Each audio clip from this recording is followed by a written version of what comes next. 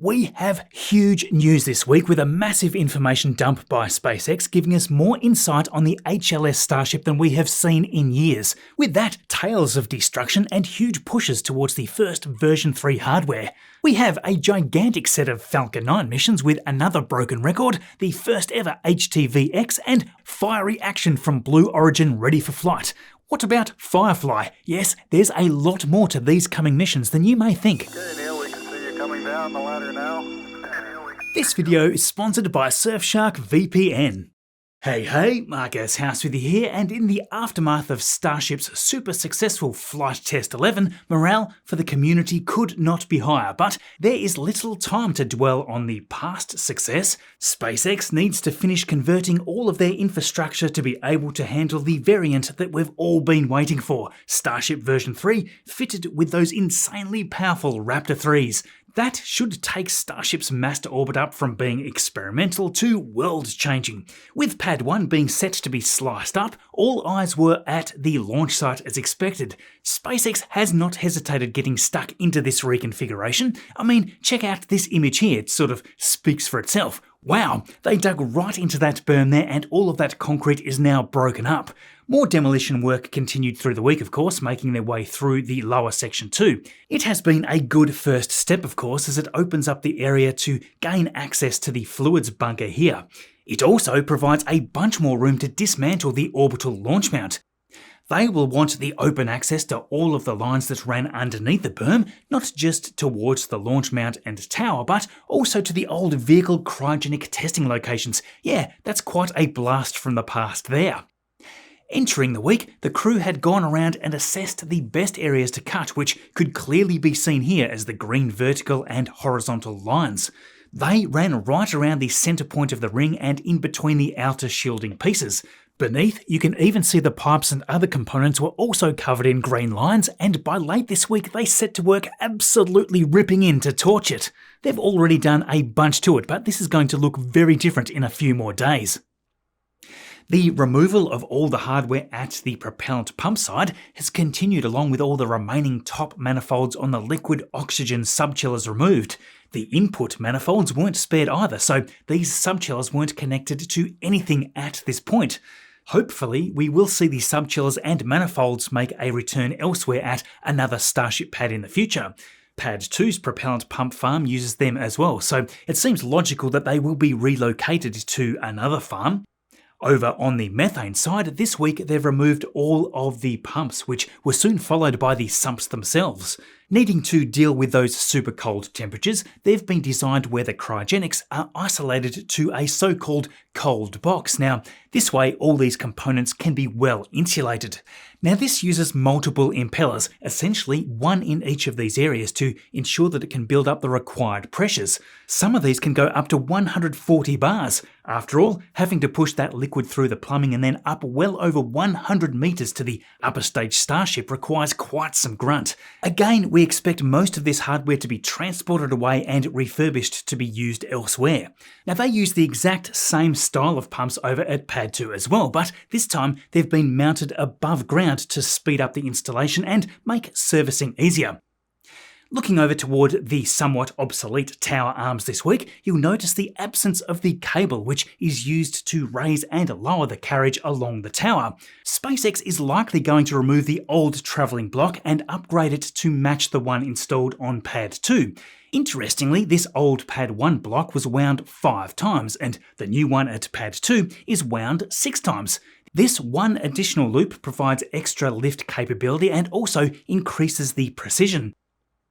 The removal of the components continued this week, and Shaun with us here caught the ball screws with the motor still attached being taken away. These were what drove the pushes to move the vehicles on the arms.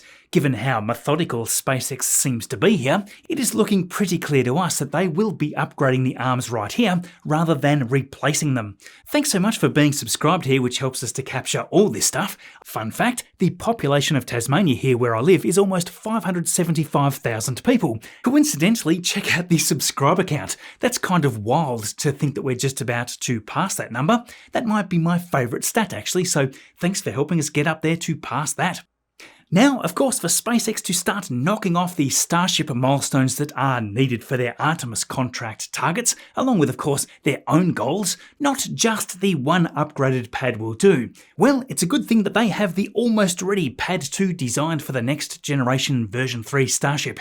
Here at the launch mount, thanks to RGB aerial photography, we can see that the side of the flame trench facing the tower had been given a coat of paint.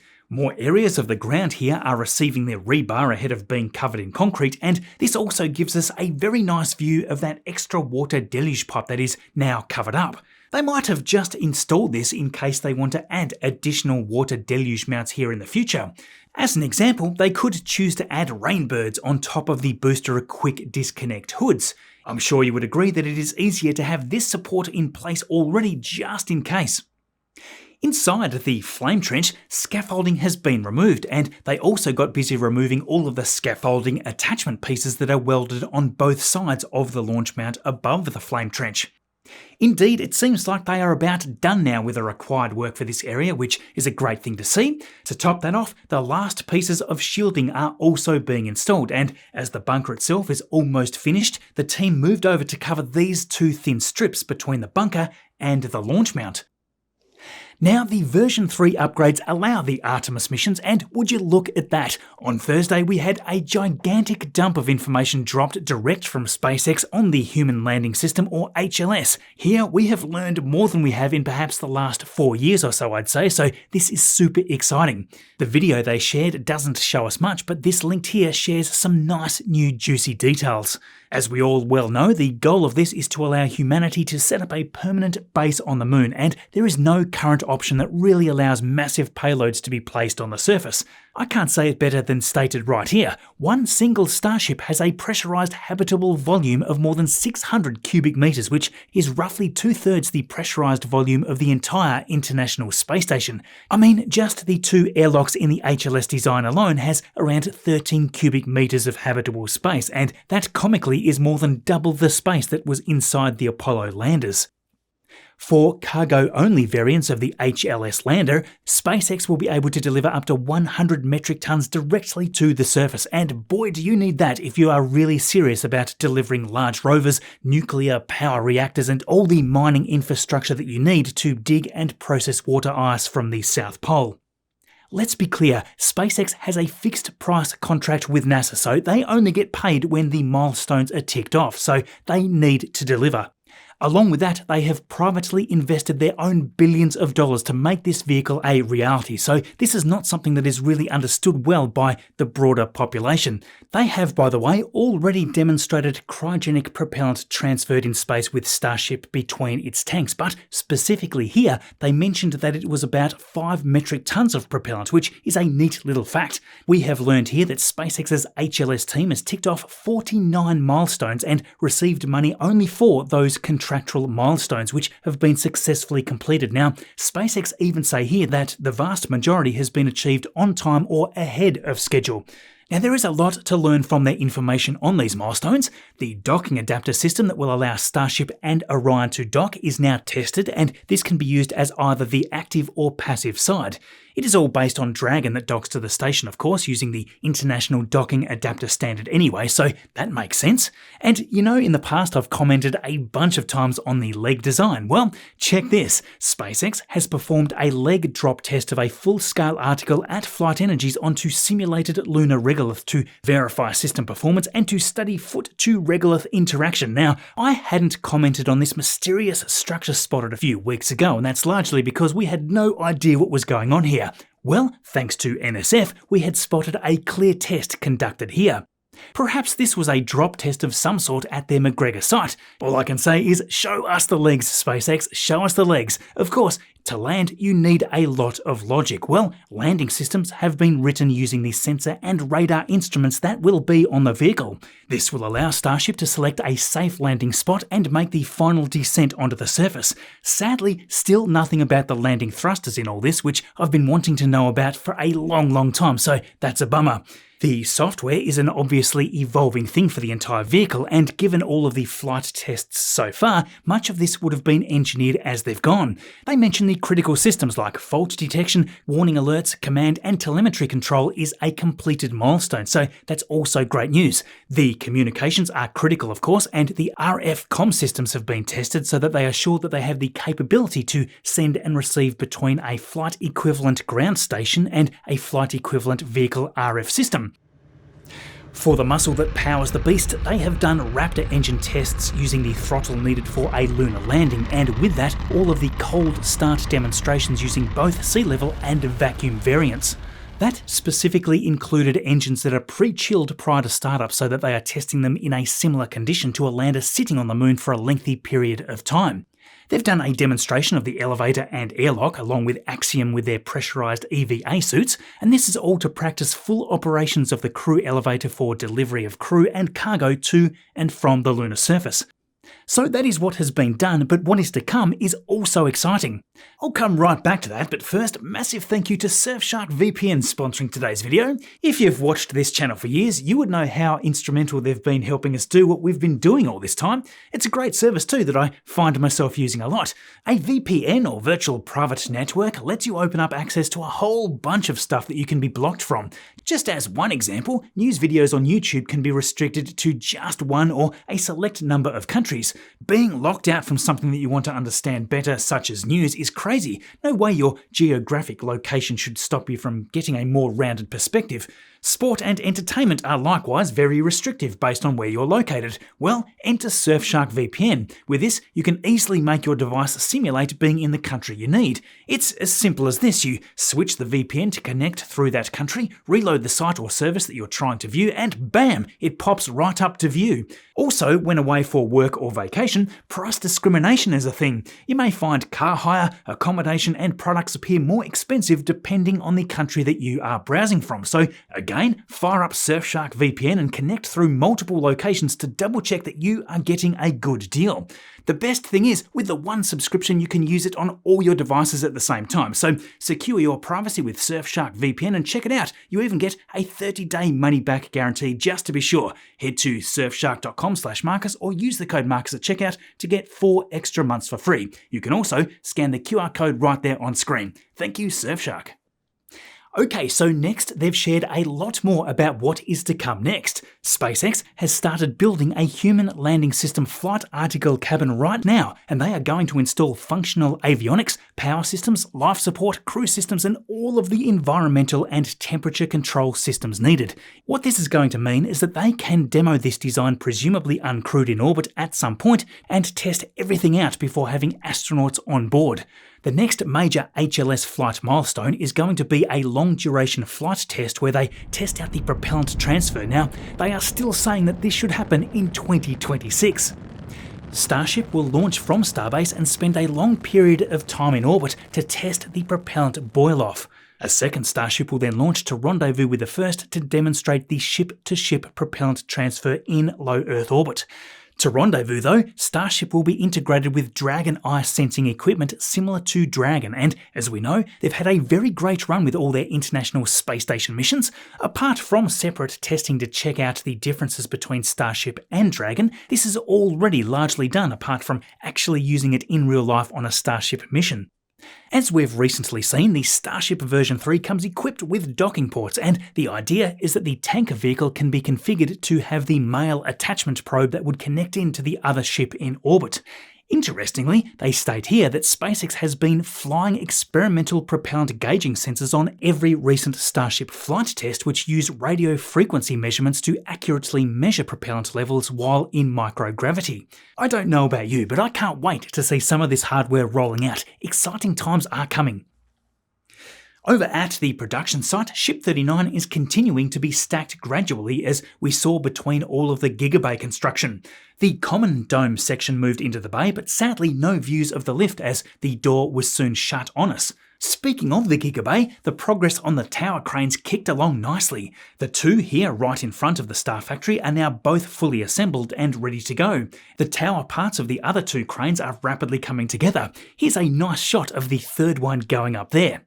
Whenever it wasn't needed to assemble those tower cranes, the mobile crane has been busy installing a bunch more of the vertical beams on this first level of the Gigabay. Heading down Highway 4 over towards Massey's, the pile of scrap metal sitting over here in this corner is now cleaned up with the last remains in these bins here. Funnily enough, the Raptor from Ship 36 that I had mentioned a couple of weeks ago is still sitting over here waiting patiently. Here we can see that workers have now installed all of the steel pieces on the static fire stand that we noted sitting on the ground last week. Taking their spot on the ramp though, you'll notice here that we have already got these clamps on site. These will sit by awaiting the work on the stand to be completed before being lifted into place. The roof over the commodities bunker looks to have all of its steel sections installed, and the bottom has been fitted with these corrugated steel sheets. Unlike the temporary wooden formworks that we saw on the north bunker, these will remain as a permanent part of the structure. This provides a great work surface to get the rebar tied in, which is the next step before they eventually pour concrete. In fact, it looks like this will become quite a substantial roof too, so it should provide plenty of protection to those systems housed inside, just in case of another energetic event. The work getting the enclosed flare stack wired and plumbed into the new system looks to have ripped along smoothly this week. We can see here that they have already covered this section back up. This will act just like some of the flare stacks that you may be familiar with from McGregor that burn out into the open. However, the flame here is kept contained inside a shell, which reduces incomplete combustion products while also lowering the risks of having an open flame. That's especially important somewhere like Massey's, which is surrounded by trees and wildlife. Moving inward a little, we can see that there is an insulated cryogenic line installed on the pipe racks headed towards the trench. Over here we can also see that they've fully connected some of these gas lines. Now, a new addition to the site this week are these blue steel pieces, which look to be for a second can crusher cap. You can see the first one being used on the test article here to the left inside the big testing rig. It'll be interesting to see if this new one is different to the one already in use, or if SpaceX wants to pull the old can crusher cap back into shape and get the B18.3 hot staging ring tested where it is. Now this week we can see that they have installed these large fans for airflow, which look very similar to the ones used at the launch site on the power and communications bunker for Pad 2. That could be an indication that its purpose is probably similar in providing Massey's with the required power and communications to the outside world. Now SpaceX was once again unstoppable this week, breaking some more records. First up though, just after our video went live a week ago, the Starlink Group 1112 mission was away from Vandenberg Space Force Base in the morning. Booster 1081 here on its 19th flight, 28 satellites on board, and of course I still love you out there for the catch. Across the country from Florida's Slick 40, the next was away for the Group 1021 mission just a little over a day later on Sunday. Got to love the views of the space launch complexes below there as it ascends away. Booster 1077 here was on its 22nd flight, and we had a really nice uninterrupted view from the onboard cameras right up to stage separation. Great having the sun quite high in the sky for all these views. There were another 28 stacked on board, and we also got a great uninterrupted view from the booster. Watching from the entry burn, they didn't cut away at all before the touchdown. A shortfall of gravitas was out there as the platform for this one. Now next up we had the record breaker. SpaceX smashed another turnaround record here, this time from the west coast. On Monday, late in the afternoon, Falcon 9 had already left the pad from Vandenberg Space Force Base again. It came just 2 days, 10 hours and 23 minutes after the previous Starlink launch from this exact same pad. What this did was set a new speed record for pad reuse for Slick 4E. It just goes to show how busy that they have been ramping up the launch frequency further and further. This was Starlink Group 1121 with another batch of 28, and flying for its 17th mission, Booster 1082 was already ripping back down through the atmosphere. Of course, I Still Love You was back again in just a little over 2 days since it was here for the last adventure. Crazy! They weren't even close to being done for the week though. Group 1037 was off on Wednesday afternoon, but this one was different. Every single Starlink launch that had flown this month up to this point had 28 Starlink satellites in the stack. These were heading into the typical 53-degree inclination. Going back further, we've commonly seen sets of 24 when they shoot them into a near polar orbit at 97.61 degrees. There have been some others that have had less than 28 for a number of reasons. However, in this flight here on Wednesday, they had an extra 29th satellite on board. Now this has happened one time before, and that was for the Group 684 mission back in May. So why is this? Have SpaceX slightly slimmed a little weight off each satellite to be able to make this happen on these two occasions? Perhaps the launch in May had a stack that was ever so slightly re-engineered to allow this one extra, and this is perhaps the second test of that. Maybe the performance of Falcon 9 has had a very slight bump, but then you would expect to see a string of these 29 stacks at this point. Booster 1083 was the beast flying here for its 15th mission, and the drone ship just read the instructions was tasked to pick up that baby. With the angle of the sun, you could very clearly see the shadow of this booster coming in. Neat. So would SpaceX launch another set of 29 in the next flight? No, because on Friday afternoon for the 5th Falcon 9 of the week, this was another set of 28 for Group 1123. Yes, that was launch 3 just for Vandenberg in a little over 6 days.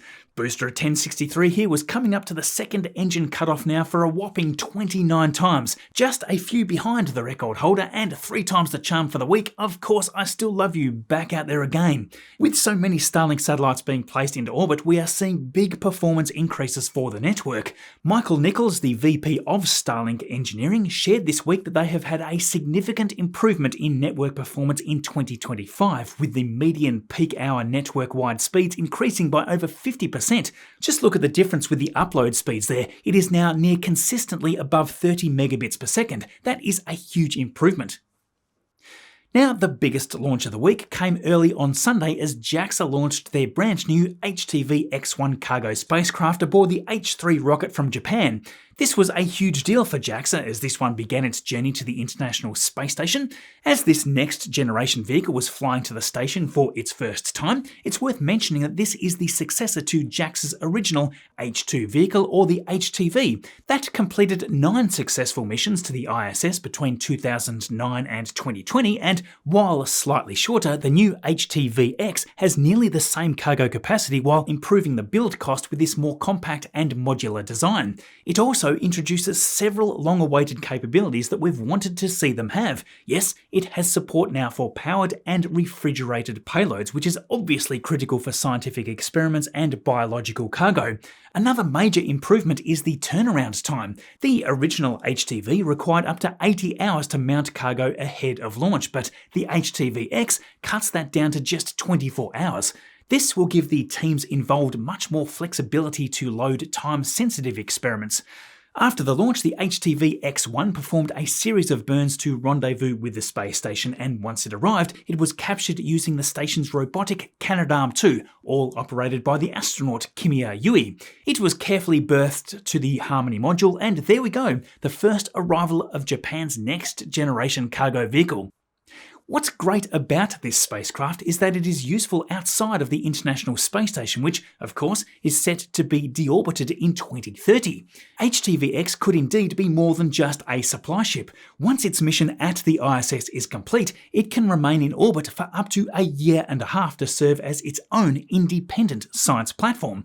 Yeah, that's a huge benefit, and it's going to be incredibly useful even after the station is gone. Think of the many commercial uses that may come of this. Looking even further ahead, JAXA even sees the HTV-X potentially contributing to lunar gateway logistics under the Artemis program, assuming that those plans remain.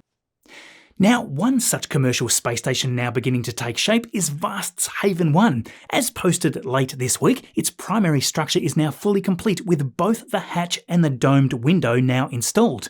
The module has even now passed pressure and load acceptance testing at their test site, so they are just heading off now to do more inspections on the welding to ensure that they don't see any issues. I think this looks great, and if that passes those tests, it will soon be off for integration.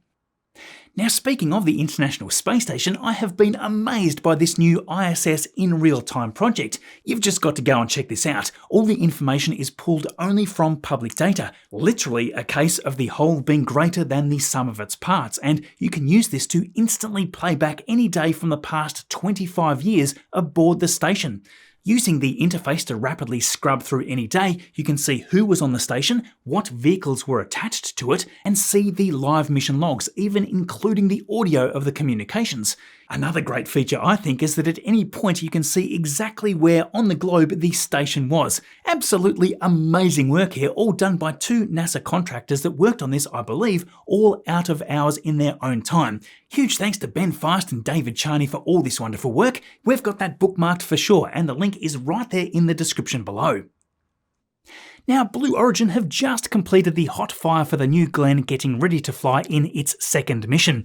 Beautiful footage of this was shared by Jeff Bezos soon after, and I can see why he would be excited to post this. Nice view of it standing there on Launch Complex 36 with that plume lit up beautifully. We even got to see some views looking straight down at the water deluge system helping to absorb all that energy. All 7 engines did their job as reported directly by Blue Origin, and it was a 38-second duration test with all engines running at full thrust for 22 of those seconds. They actually extended the duration of this hot fire time to simulate the landing burn sequence. They ended off with just the centre engine firing at 80% thrust, and all of this gives them data on how the propellant interacts in the feed lines through all phases of that process. So yeah, they are now having this sent off to have NASA's Escapade payload placed between the fairings. Indeed, the launch is looking very good for this month. Now finally, we are watching the work at Firefly very closely right now as they are making big progress across multiple lunar missions.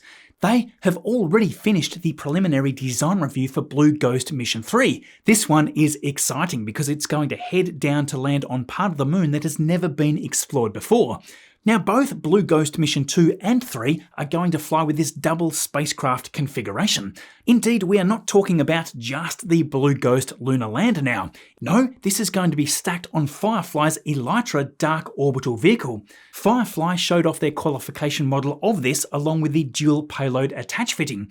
They were out there recently with this on their structural test stand to check out the static loads that this will experience in the launch all through to the lunar orbit. You've just got to love the Firefly team here preparing all of this magic to come, and it certainly means that we are going to see a lot more action with the next missions. Firefly gets to pull off a double whammy here, having Elytra perform operations in lunar orbit as a communications relay.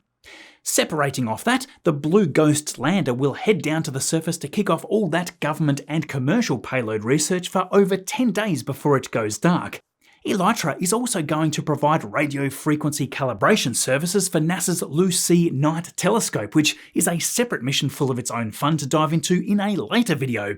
Blue Ghost Mission 2 planned in 2026 will also include this mission shown by ESA. On board will be this Lunar Pathfinder. This is a powerful communications relay developed by Surrey Satellite Technology in partnership with ESA with investments from the UK Space Agency. The idea is that this will support the polar and farside missions which won't have a direct line of sight to Earth. This will all help to support the orbiters and lunar landers complete their mission objectives as well, so it's all very exciting, and it is well past time that we saw these relay networks starting to pop up around the moon. ESA alone has this ambitious Moonlight Vision project where we could see a network of communications and data relay satellites in the near future. I can't wait. So yes, I hope you enjoyed this video. If you did, don't forget to hit subscribe so we get to keep making them. Thanks again to Surfshark VPN for helping us put in all the work that we can into these videos. Check that out from the link below. If you want to continue with more space goodness, check out this video here if you missed it. Thanks for watching all this way through. As always, my friends, I will see you all in the next video.